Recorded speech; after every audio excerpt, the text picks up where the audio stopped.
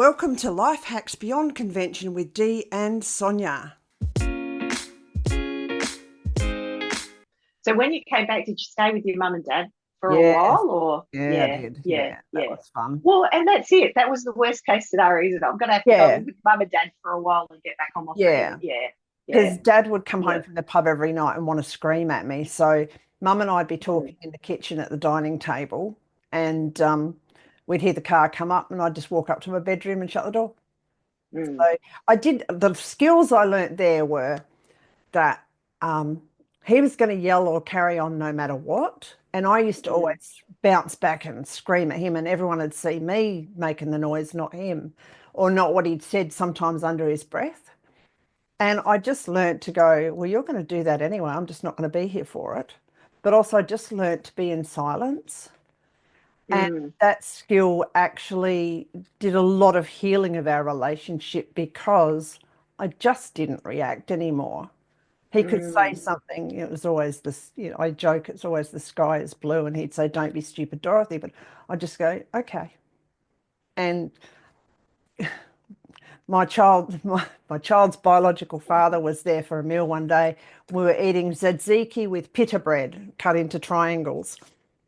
And I picked up a piece of pita bread and it was like, oh, this is moldy. And I got the usual comment, don't be stupid, Dorothy. And the person next to me, he grabbed it and led, oh, shit, it is too, and ate it. Oh, yuck. Wouldn't have mattered, a little bit of bread mold doesn't hurt Yeah. anybody. But it was just like, yeah, I didn't react. And then it Mm, was able to redirect to something. And yeah, so absolutely. the jab didn't have any impact. Yeah, yeah, And yeah. so, yeah, for all the faults through all of that, it Mm, still meant I learned really, really powerful lessons. mm. Yeah. Yeah, well, and it's amazing. Silence is a skill that's very hard to learn, isn't it? Is to Mm, not to react or to be silent, mm, and that especially if you ask someone something and they're not responding or whatever, it can be really hard to actually stop and just wait and let them answer. yes. And the other thing, if Yeah. someone said something that is a little bit mean or testing or something else, Yes. it's like, don't respond. Yeah, just be silent, and then Yeah. they've got actually because then what can they hear? What they just said. Yeah. And they try and justify it or work their way around it. Mm, Yeah. That lawyer guy is on YouTube and stuff called Jefferson. He sort of teaches lots of things about communication and, yeah, mm, how to use it effectively. And silence is a mm. very powerful tool. Yeah. I'm not Yeah, it's as one of good the as it things. as I'd like to be because I talk a lot. Well, I definitely am good sometimes, but then I'll just find, especially if I'm excited about or passionate about Yeah. something, then I can forget that I Yeah. need to remember, give other people, I don't know, yeah, use silence more powerfully. But Yes. I think that was because one of the things I guess I've learned a lot in life too is sometimes the reason people don't respond or participate in a conversation is sometimes they just might be a bit shy, but often it's just that they're still getting their thoughts together. Mm. And so you've actually got to give them the opportunity to not only process what you've said, get their thoughts together, and then work out what to say. And you can just be like, I don't know whether you found yourself in this position, but sometimes you'll just be ready to add to the conversation, and then somebody jumps in and you think, oh, well, opportunity gone. But it was Yes. only because you took too long to respond, because you're thinking. Oh, yeah, no. When I'm in conversations, I'm more likely to respond too soon. So that's where I've got Mm, to train myself to come back and not, yeah, because I get excited about mm. what they're telling me Yeah, too. So I want to, compare notes, so to speak. And some yeah, well, people, I'm like that, which is when I've got to learn to, yeah, not yeah, respond too quickly. To, yeah, mm, use the silence. Yeah, and I just found that with students, um, that I just needed to be silent yes, and allow that engagement with, and yeah, often then they'll engage with each other too if you've got a group of people, yes, which yeah, brings out conversation. Mm. So that is a skill that I'd like to fine tune is if you're with a group of people and you find somebody dominates the conversation, what is your best advice for how to deal with that? Do you know? Like, what have you learned? Um, I think it's reading the personalities a lot of the time. So, and I think that we learn those skills through those difficult relationships we've had with partners and stuff. Because sometimes I just don't bother. I guess what do I come back to? I could offer something verbally. Mm, Is it wanted? mm, Is it going to be received well? Do they really want to hear? mm, If the answer's no to those, they just need to be heard. So mm, let them go. You know, mm, even if someone mm, was talking a whole heap of crap, sometimes people just need to be heard.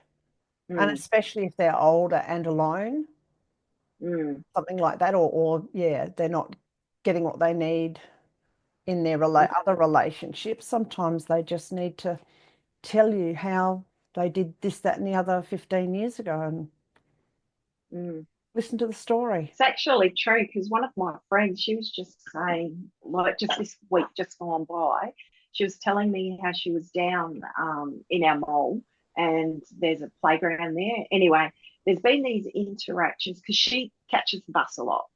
Mm. So, and so she, yeah, you know, when you go to the same bus stop a lot at Mm. similar times, you see the same people. Yeah. Apparently, I haven't Yes. done that, but yeah.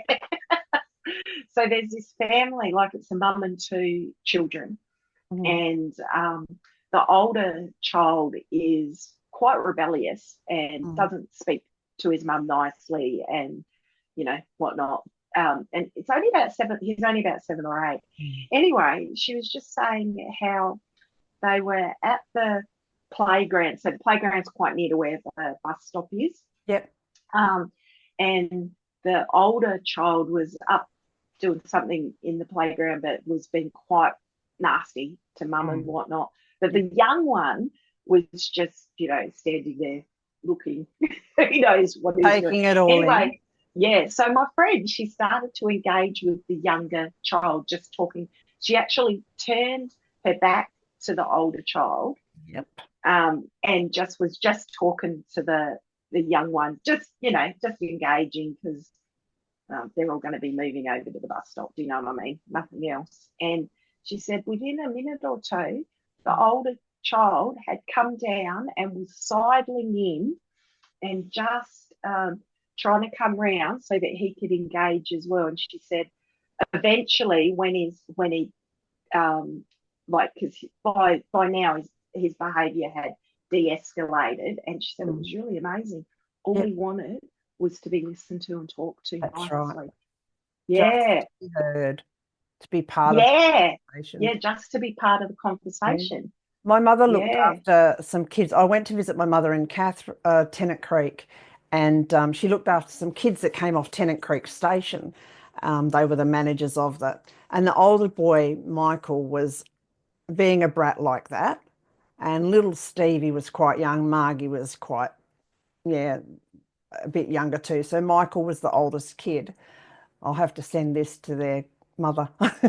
Anyway, Michael was being a brat and he was actually hitting me. I'm just, yeah, staying with mum and he was hitting me. And I grabbed his wrists, and you couldn't do this now. I grabbed his wrists and I just pushed him down so that he had to, because of the pain in the wrist. He's been quite awful. Pushed him down onto the ground and said, listen, we're going to do this and blah with the littler kids and that. First thing he said when his mother arrived was, when can I come back and see Dee? And I'm like, I was awful to him, but I wasn't because I actually connected. And Mm, yeah, and that was a real lesson for me in that too, is just, mm. especially with kids. Yeah. We Yeah, sometimes they just want to connect. The thing is, it's finding whatever it is to be able to make that connection, yeah, especially as they get a little bit older into teenage years. yeah, You look and you think, well, they've had so long of, I don't know, ineffective communication, mm, yeah, probably with all sorts of people, probably Yeah. caregivers, parents, and who Yeah. knows, friends. Mm. So And it can be hard to connect with them, can't it? And yeah, actually, yeah, you've got the same with older people. People get bored of hearing their stories and stuff like that. And yeah, and I know a friend who's been working extremely hard. Her father-in-law was coming into her office all the time just to tell her about his illnesses and everything else. And she said, I already know all that. He said, yeah, but I want to tell you. But she didn't have the time because she was, working to support everybody. And so how do we, for the older people, how do we, yeah, mitigate that? it can be difficult, can't it? Because yeah, I came across somebody like that in my life, and whenever you see them, you just, because, well, to start with, it's really nice because it's, you're learning about all these things about their Mm. life and what's happened. But then very quickly it becomes that that's the only part of the conflict. Like they don't have new stories to add to it, No. so it's just the Mm. same stories over and over. And I feel it's slightly sad because is that because their world has become so small that Mm. there's nothing else to think about, and I don't know, is it a matter of trying to encourage and go out and actually do something with them Oh, that's a bit different, or do you just keep yeah, I listening don't to know. exactly the same stories? The most lonely of people I've come across are the ones that haven't extended friendship or volunteered to do anything. And in Have or particular, haven't? haven't volunteered, Yeah. So, Mm, um, yeah, they want to tell you all about them and they want to tell the next six people the same story. But if they had gone out and been, they need to be a friend, but they haven't been. They've got mm, no circle around them, I notice. mm, Um, and I mean, these days we've got this sort of technology, but a lot of them don't use that. But I've mm, probably because I'm in a town where there's a number of old single men that have been here, and some of them have since passed. But when you do try and talk to them about something, sometimes they're so rude. They're mm, just, they're not socialized effectively.